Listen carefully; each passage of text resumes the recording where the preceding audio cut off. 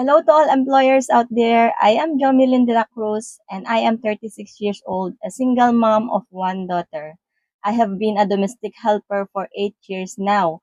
I spent 2 years in Saudi Arabia and I spent 6 years here in Hong Kong with only single employer. Regarding my skills, I am proficient in cooking Chinese dishes and simple Western dishes, and I can do simple and basic baking also. I am capable of caring children, but I preferred working with adults if I have a chance. I can also work with coworkers, but I preferred to be independent.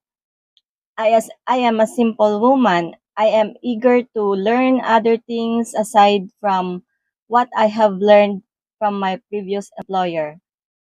I sincerely hope that a kind and generous employer out there will consider me for future employment. Thank you.